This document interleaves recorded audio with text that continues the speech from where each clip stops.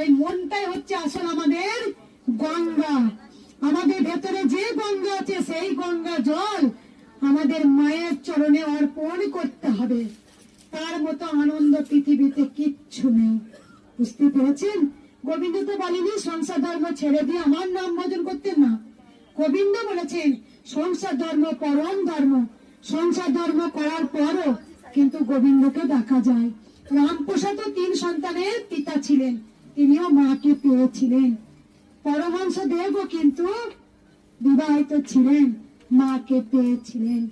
রামপ্রসাদ, কমলাকান্ত, বামা খেপা পেয়েছেন তো মাকে।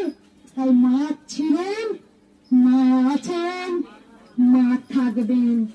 দোষ কোন গোবিন্দ নয়, দোষ হচ্ছে আমাদের। আমরাই মাকে ডাকার মতো ডাকতে পারি না, আর তখনই আমরা কাজ পাই না।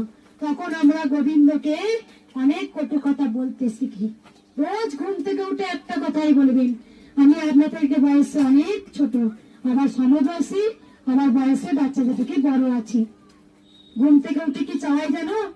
মাগো, তুমি তো চেতনা চৈতন্যময়ী মা, আমার মধ্যে চেতনা